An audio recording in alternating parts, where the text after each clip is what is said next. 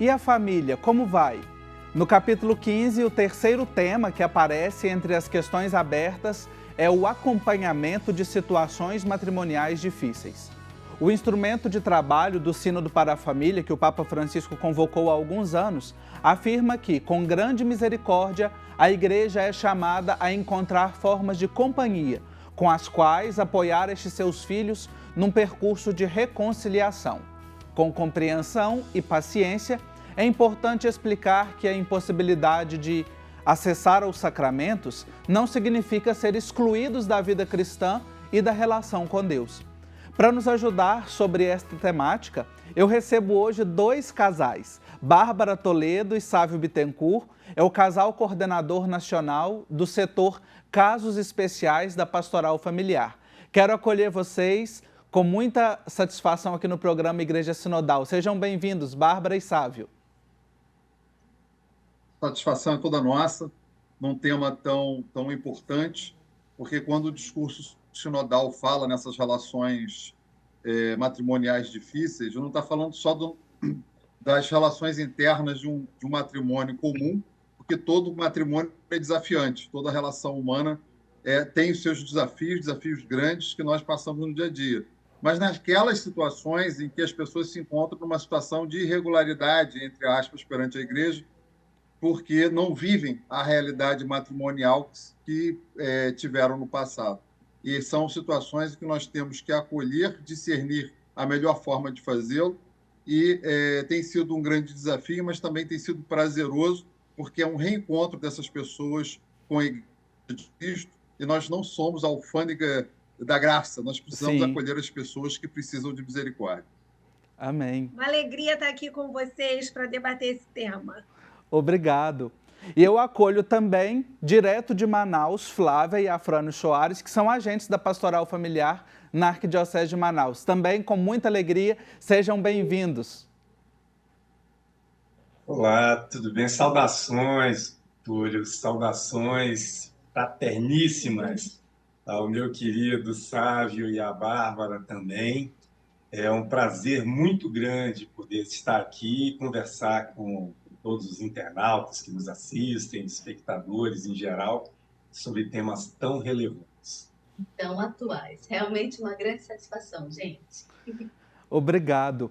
É a primeira vez que eu recebo aqui no programa Igreja Sinodal dois casais para a gente conversar, eu tenho certeza, né? Antes de iniciar aqui, já estávamos conversando, tenho certeza que vai ser um papo muito rico. O relatório de síntese, ele apresenta esse nome, Situações Matrimoniais Difíceis. Queria começar ouvindo Bárbara e Sávio, que pudessem ajudar quem está em casa a entender esse termo, né? O que quer dizer situações matrimoniais difíceis e, assim, de maneira mais ampla, que situações são essas? Bom, situações matrimoniais difíceis, explícita aí nesse documento, obviamente não são as dificuldades inerentes a um casamento, à vida matrimonial, né? Mas que aqueles casais estão casados numa primeira vez, vivendo intensamente o sacramento do matrimônio. Mas sim quando, né, nós estamos diante de uma família que foi desfeita, que observou o sacramento do matrimônio, mas foi desfeita e vive uma nova situação, numa nova união, e quer participar da igreja, reconhece a Igreja Católica como a sua casa, a religião verdadeira, quer professar sua fé junto ao catolicismo e está diante de uma situação que ela vive uma nova união, já tem uma nova família constituída, muitas vezes com novos filhos. Como compatibilizar essa situação dentro da nossa doutrina, da nossa igreja, onde há esse privilégio, né, esse reconhecimento da importância do sacramento do matrimônio. Então, é nessa posição, nessa situação, que nós, agentes da Pastoral Familiar, devemos fazer o acolhimento e o abraço fraterno para essas famílias. Muito Nós bom. gostaríamos até de complementar, Túlio. Sim, claro, fique à vontade. Nós temos aqui, ó, nós temos um subsídio, né, muito rico, muito repleto de informações.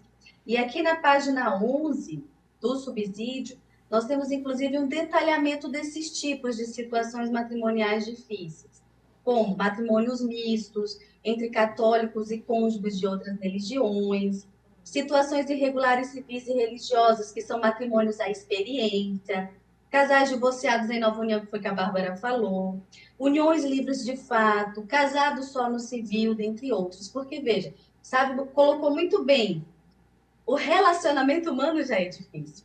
E quando encontram essas fragilidades, eles se tornam ainda mais frágeis, né? Sim. Mais difíceis. Mais complexos. Uhum.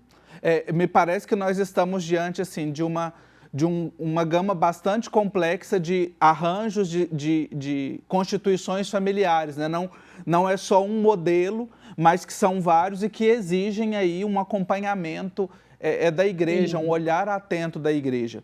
Eu queria continuar com vocês, Flávia e Afrânio, para a gente olhar um pouquinho quais são os principais desafios, vocês que atuam diretamente com esses casais, né? Quais são os principais desafios que estão nessas situações hoje na relação com a igreja? Eu diria que cada caso requer um discernimento.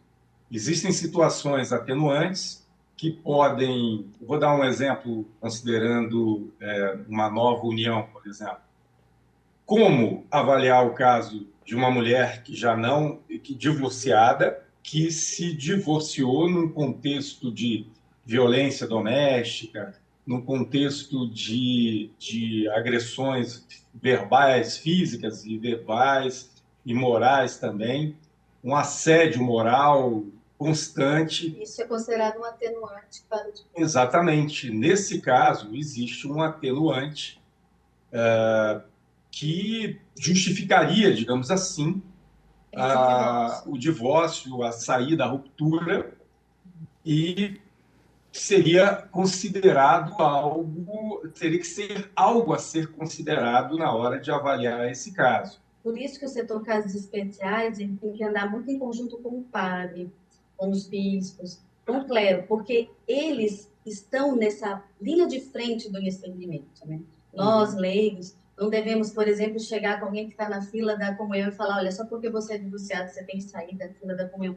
Não é dessa forma que a gente orienta as pessoas. Então, o padre, ele é aquela pessoa que vai estar dentro dessa visão do discernimento, né, da gradualidade de quem precisa ser orientado. Uhum. E geralmente acontece, acredito, né, vocês que estão aí lidando diretamente com essa situação, muitas vezes um casal, quando passa por alguma situação que leve ao divórcio, ele geralmente procura, né, o padre da sua paróquia, procura alguém para um aconselhamento espiritual, para um acompanhamento, então já sabe um pouco mais do que se passou e que levou também à ruptura daquela relação familiar, né? Justamente. Imagina, disparidade de culto, por exemplo.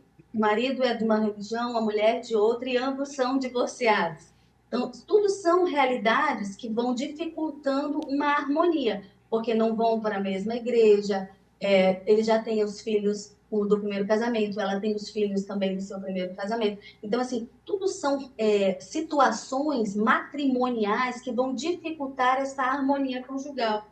Então, dentro de uma complexidade como essa, a gente não pode ser tão taxativo, pode, não pode, deve, não deve, como disse Sábio, ser a alfândega da graça, só dizendo não para as pessoas. Não, precisa ter o discernimento, precisa acolher primeiramente, entender, receber, orientar, né?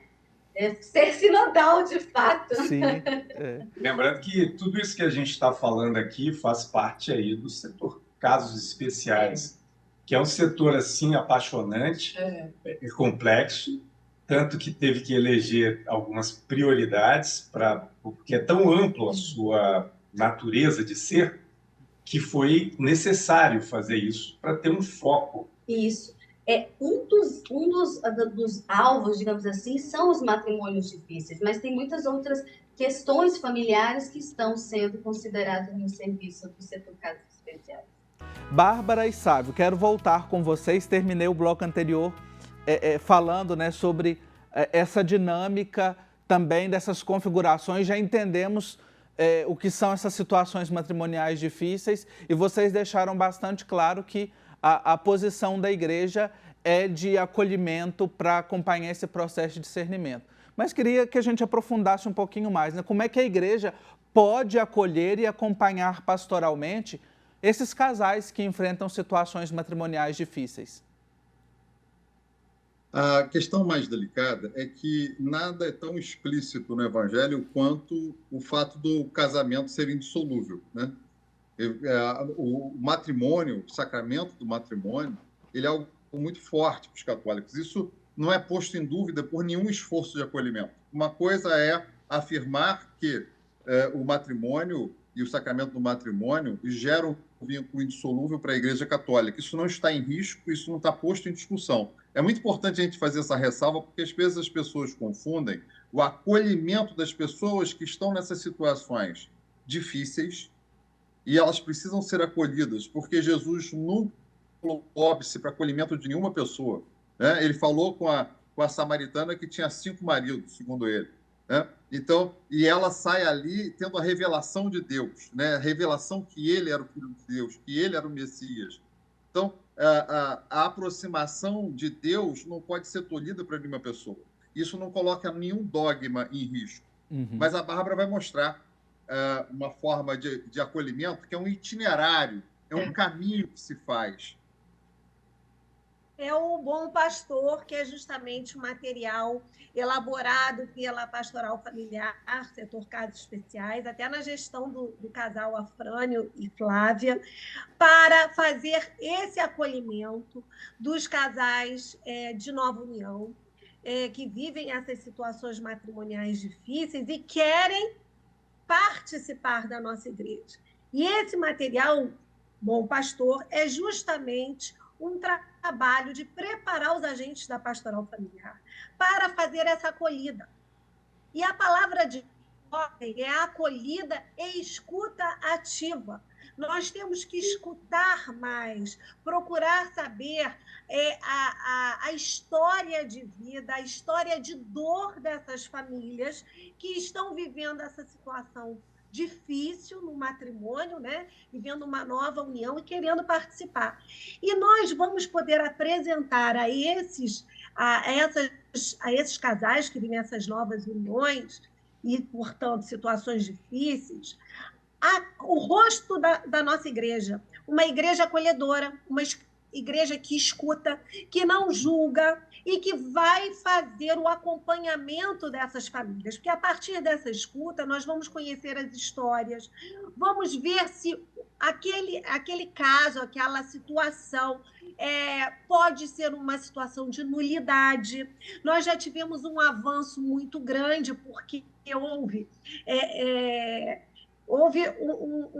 foi facilitado o acesso aos processos de nulidade do matrimônio, porque hoje muitas dioceses têm o seu próprio tribunal. Sim. Não é mais tudo dirigido para Roma. Isso mostra, né, um avanço da nossa igreja, um passo importante para facilitar, porque a igreja vai estar mais ao alcance desses irmãos que precisam dessa instrução, dessa acolhida.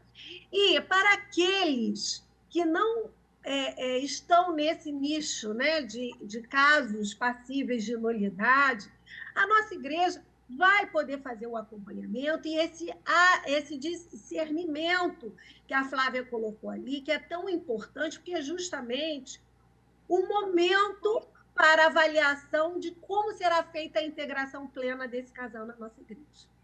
Isso não está descartado, essa é a nossa meta final. Sim. Eu queria perguntar, a Bárbara disse que esse material, o Bom Pastor, e é uma imagem muito bonita quando a gente olha para o Bom Pastor como um sinal, como um ícone do acolhimento, né, que acolhe todas as ovelhas. Já que foi aprovado durante a gestão de Flávia Afrânio, como é que é feito esse acompanhamento, né? Como é que tem acesso? Talvez alguém que está em casa é a primeira vez que está ouvindo falar desse acompanhamento aí do Bom Pastor, desse trabalho feito pela Pastoral Familiar. Comenta para a gente um pouquinho, por favor. Posso falar? Sim. Esse material do Encontro com o Pastor é um roteiro para um encontro. Mas voltando novamente aqui no subsídio, que foi baseado na exortação apostólica Amoris Laetitia, que vem acolher, acompanhar, discernir, integrar as fragilidades. Então, é um documento todo baseado em Amoris Laetitia, nesse acolhimento, nesse processo sinodal da nossa igreja. E o documento que a Bárbara mostrou agora é um roteiro para melhor acolher esses casais em nova união. Um itinerário, né? É um itinerário para fazer um encontro com eles. E aqui nesse subsídio, nós temos na parte 3 o acompanhar, que é a página 36, e o discernir, que é a página 50, justamente nos orientando de como melhor acolher as fragilidades. Não é porque se colocou pelo Vaticano que nós temos que acolher, sermos acolhidos. Não é acolher de qualquer forma.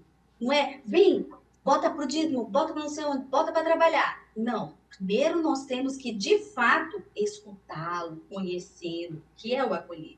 E depois vem toda uma orientação de como acompanhar. E dentro deste acompanhamento é que a gente vai fazer o discernimento, em que momento e hora ele pode servir, em que momento e hora ele pode se engajar numa pastoral, ou se pelo momento ele só precisa ser acompanhado e acolhido, e escutado e amado, né, dentro das suas fragilidades, mas que a partir dessa escuta, dessa orientação e desse acompanhamento, ele mesmo venha a entender que ele precisa mudar, né? Porque nós estamos aqui para acolher o pecador e não o pecado.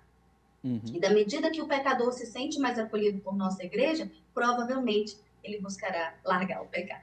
Então, é num processo de acolhimento que a pessoa vai gradualmente entendendo que na graça de Deus é bem melhor viver e que abandonar um pecado é só uma consequência. Então, dentro desse subsídio, nós temos toda essa orientação de como melhor acompanhar essas situações fragilizadas e como melhor discernir para poder chegar ao objetivo final, que é integrar essas pessoas na nossa igreja. Maravilha. Também o Bom Pastor, só para complementar, por favor, o Bom Pastor, ele vem minimizar um efeito. Nós temos um espectro em casais em nova união que leva a uma certa rejeição por parte da nossa Assembleia Católica.